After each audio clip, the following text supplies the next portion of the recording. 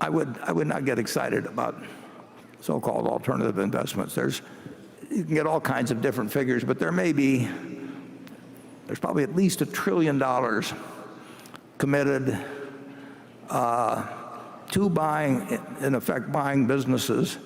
And if you figure they're going to leverage them, 2 for 1 on that, you may have $3 trillion of buying power trying to buy businesses in the U.S. market, maybe something over 30 trillion now, but there's all kinds of businesses that aren't for sale in that thing. So the supply-demand situation for buying businesses privately and leveraging them up has changed dramatically from what it was 10 or 20 years ago. And I'm sure it doesn't happen with your Winnipeg operation, but we have seen a number of proposals from private equity funds where the returns are really not calculated in a manner that,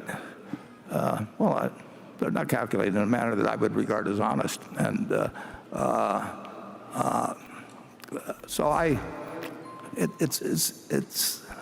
it's not something. If I were running a pension fund, I would be very careful about what was being offered to me. If you have a choice in Wall Street between being a great analyst or being a great salesperson, the salesperson is the way to make it. If you can raise $10 billion in a fund and you get a 1.5% fee and you lock people up for 10 years, you and your children and your grandchildren will never have to do a thing if you are the dumbest investor in the world. Charlie? Well, I think what we're doing will work more safely than what he's doing.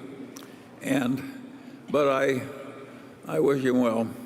Yeah, Brent, you sound like a guy that I would hope would be working for a public pension fund, because frankly, most of the institutional funds, we had this terrible right here in Omaha, and you can get a story of what happened with our Omaha Public Schools retirement fund, and they were doing fine, and until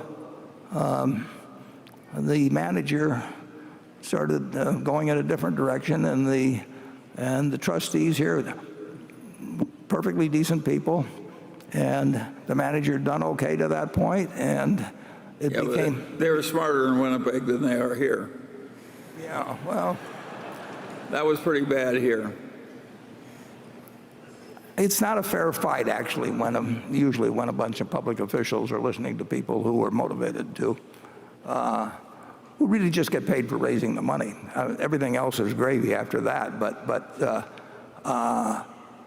If you run a fund and you get even 1%, of $1 billion, you're getting $10 million a year coming in, and if you've got the money locked up for a long time, it's a very one-sided deal. And I told the story of asking the guy one time in the past, why in the world can you ask for 2 and 20 when you really haven't got any kind of evidence that you are going to do better with the money than you do in the index fund? And he said, well, that's because I can't get 3 and 30.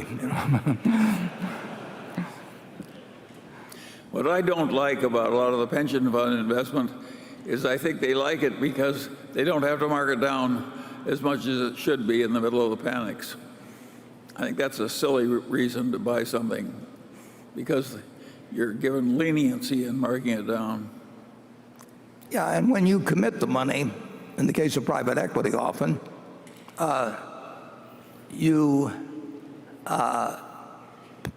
they don't take the money, but you pay a fee on the money that you've committed. And of course, you really have to have that money to come up with it at any time. And of course, it makes their return look better if you sit there for a long time in treasury bills, which you have to hold because they can call you up and demand the money, and they don't count that. They count it in terms of getting a fee on it, but they don't count it in terms of what the so-called internal rate of return is. It's not as good as it looks, and I really do think that when you have a group sitting as a state pension fund. Or all they're doing is lying a little bit to make the money come in. Yeah, well, that sums it up. This man has this wonderful horse. And it's just a marvelous horse. It's got an easy gait and good looking and everything. It just works wonderfully. But also occasionally just gets so he's dangerous and vicious and causes enormous damage and trouble and breaks arms and legs for his rider and so on. And he goes to the vet and says, "What can I do about this horse?" And the vet says, "That's a very easy problem and I'm glad to help you." He says, "What should I do?" And the man says, "The next time your horse is behaving well, sell it."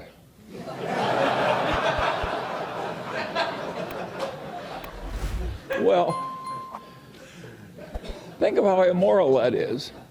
And haven't I just described what private equity has to do?